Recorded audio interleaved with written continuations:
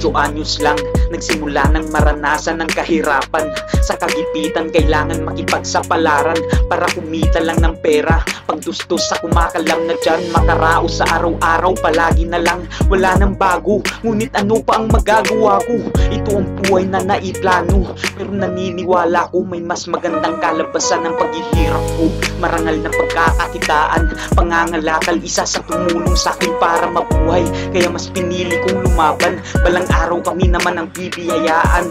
Salamat sa mga hindi nang iwan, simula sa pool nandiyan kayo. Salamat sa mga hindi nang iwan, simula sa pool nandiyan kayo. Salamat sa mga hindi nang iwan, simula sa pool nandiyan kayo.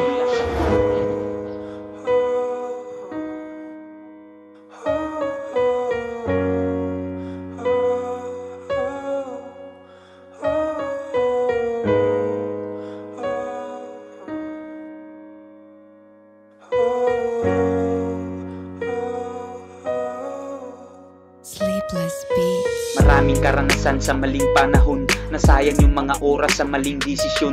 Kaya handa ko nang bawiin ang mga maling nagawa, magbabago sa panibagong yugto ng aking sariling senaryo. Iiwas na sa mga negatibong bulok, kaya salamat sa karanasan, dito ako nahinog. Aminadong madaming kamalian, ngunit yun ang totoo, di ko maiwasan. Mga bagay na gumugulo sa aking isipan, tao lang din nagkakamali minsan. Kaya salamat sa aral ng buhay, natuto akong lumaban. Pinalakas ang loob kahit na nasasaktan, tuloy lang at di tumataob.